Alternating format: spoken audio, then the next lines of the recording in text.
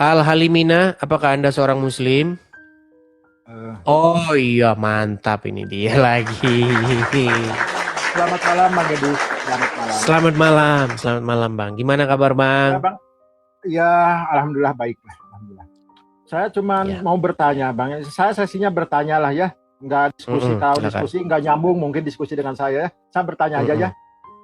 Gimana Bang? Kalau Bang Edi ada waktu, saya ingin bertanya Matius 5 ayat 46 sama 47.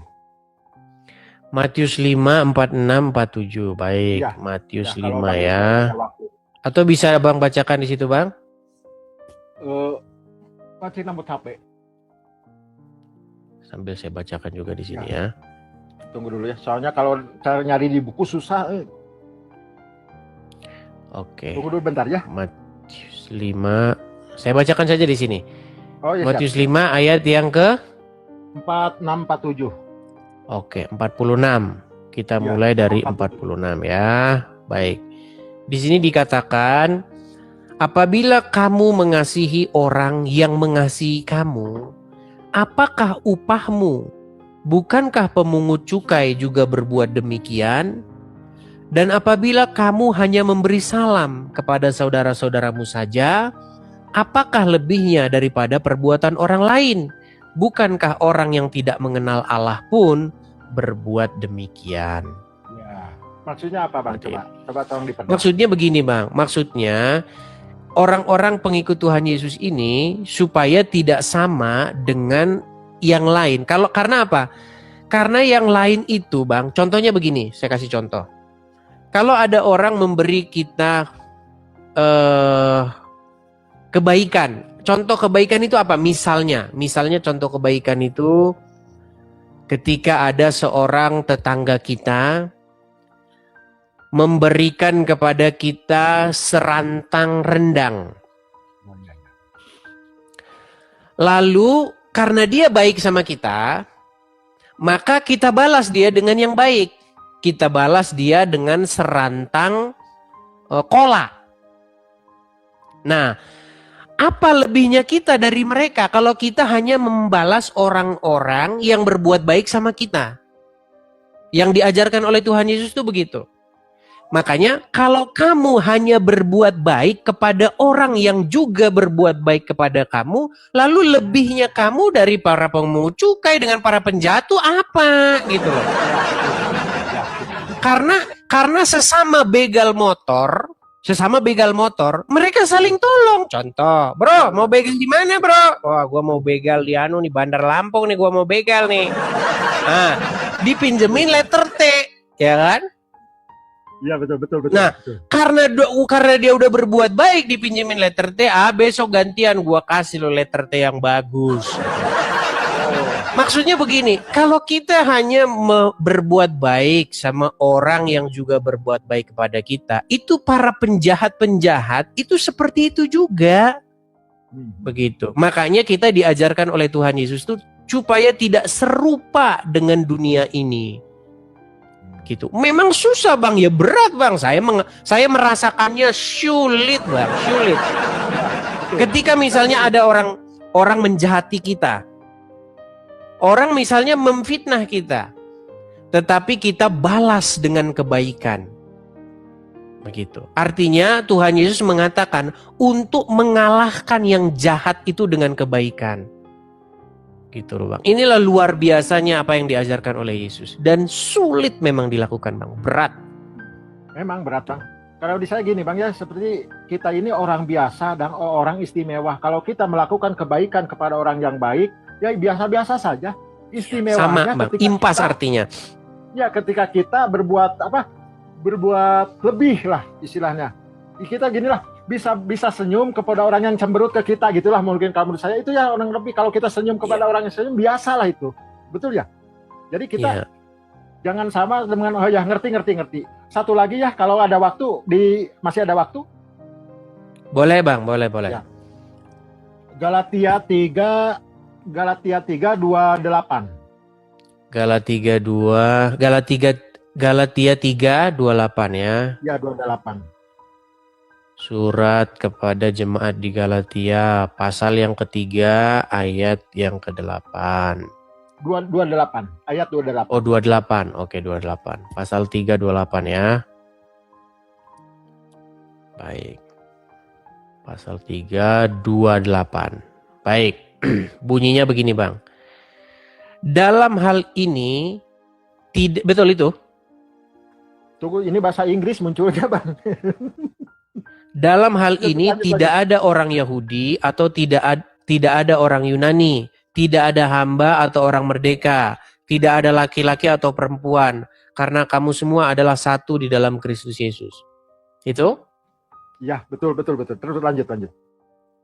Dan jikalau kamu adalah milik Kristus, maka kamu adalah keturunan Abraham dan berhak menerima janji Allah. Ya, betul.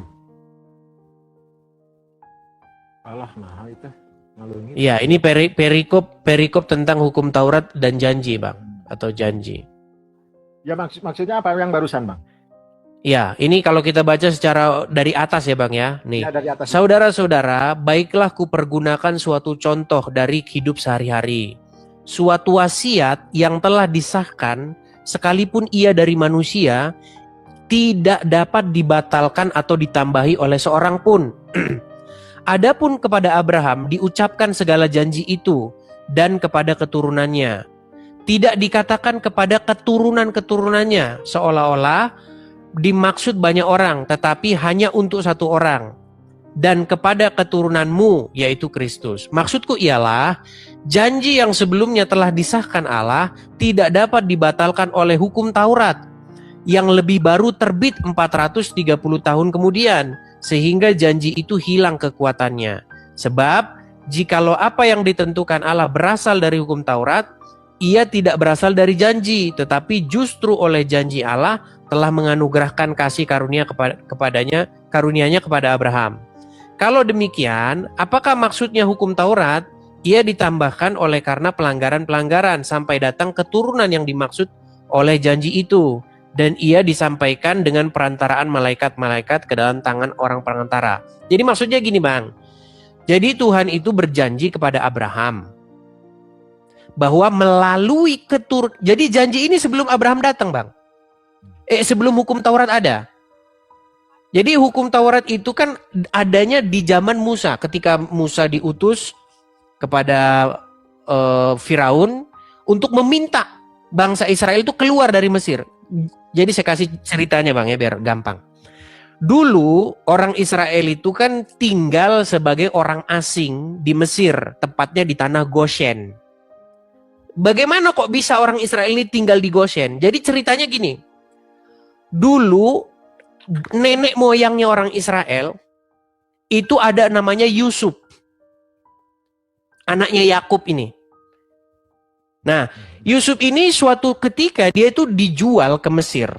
Nah, di Mesir dia ini ketimpa sial, di penjara dia karena fitnah. Nah, tetapi di penjara ini dia punya teman.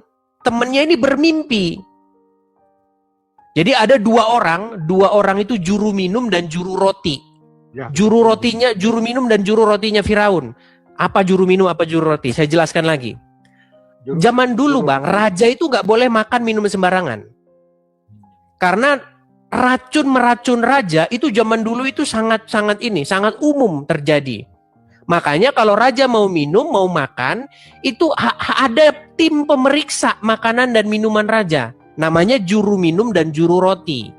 Nah, suatu ketika ada masalah sama kesehatan Firaun ini, sehingga juru minum sama juru roti itu ditahan untuk menentukan siapa di antara orang dua ini yang salah. Nah, bermimpilah dua orang ini. Satu bermimpi tentang bahwa dia menjunjung sebuah kepada Firaun. Satu juga bermimpi. Nah, diartikan sama Yusuf ini karena sama-sama dalam penjara kan. Tiga junjung itu artinya 3 hari. Dalam 3 hari ke depan, kamu akan kembali mengantarkan piala kepada Firaun. Terus yang satu juga mimpi. Dia mimpi menjunjung 3 bakul. Tetapi ada burung datang makan. Betul. Nah, diartikan dalam 3 hari kamu akan menghadap Firaun, tetapi kamu akan digantung sama Firaun sampai burung-burung memakan dagingmu. Ya, betul. Ternyata kejadian mimpi itu dikasih tahu sama Yusuf, kejadian kan? Nah, Ya. setelah kejadian orang ini lupa. Padahal Yusuf itu udah pesan, kalau kamu nanti benar-benar kejadian, tolong kasih tahu ini perihal saya ini sama raja, karena saya ini difitnah, katanya kan. Ternyata lupa. Nah, ketika lupa, bertahun-tahun lamanya lupa, Firaun gantian yang mimpi.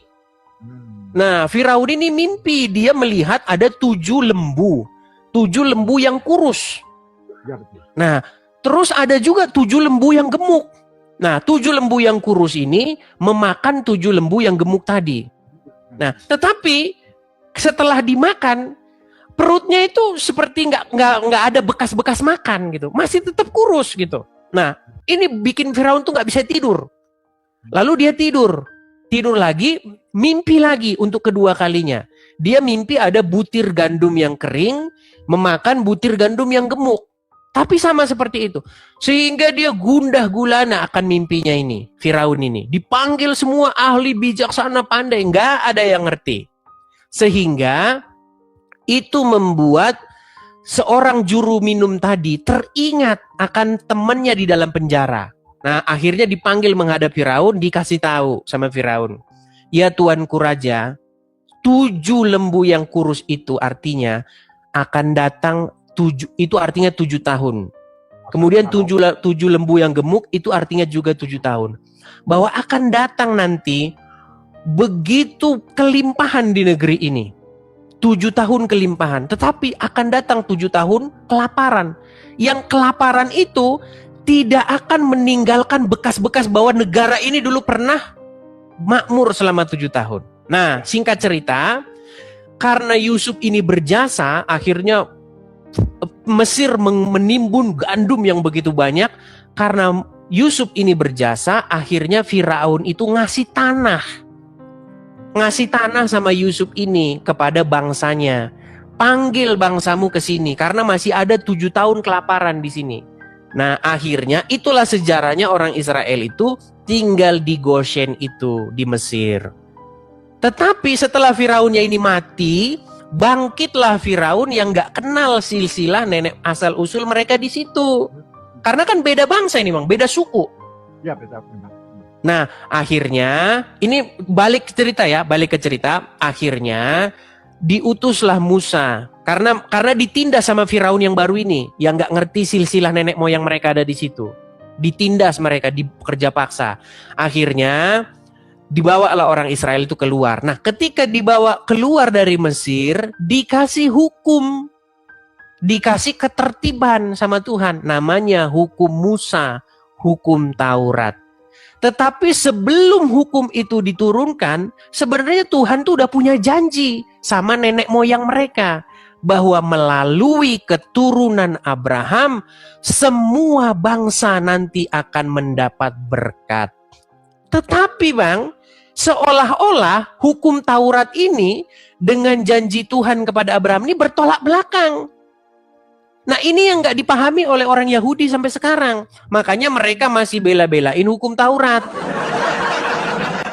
Padahal sebelum hukum Taurat itu diberikan kepada Musa, Tuhan sudah bersumpah kepada Abraham bahwa melalui satu orang keturunanmu, wahai Abraham, semua bangsa di muka bumi ini akan mendapat berkat.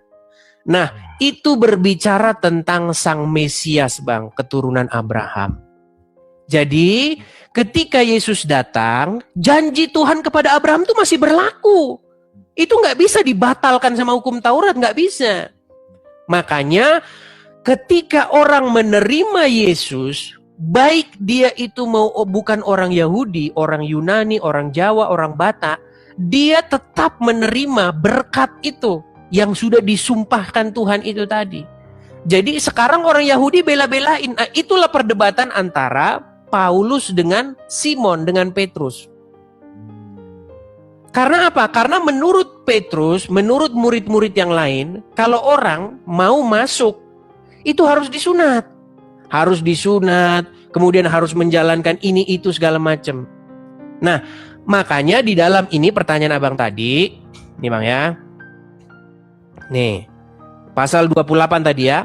Dalam hal ini tidak ada orang Yahudi atau orang Yunani, tidak ada hamba, tidak ada orang merdeka, tidak ada laki-laki, tidak ada perempuan, karena kamu semua adalah satu di dalam Kristus. Ini bang, berbicara. Makanya antara hukum Taurat dengan janji. Itu yang Rasul Paulus jelaskan. Ya, ngerti bang, saya ngerti. Ya, saya ngerti. Tapi ini cuma maunya sih 3 kalau ada kesempatan. Kalau udah ya nggak apa-apa lah. Satu lagi kalau ada kesempatan, kalau kita kasih kesempatan dulu kepada muslim yang lain ya. Oh ya, terima kasih ya bang, terima kasih. Oke, sama-sama bang. Sama-sama. Terima kasih bang. Ya. Sama-sama bang ya. Oke ya.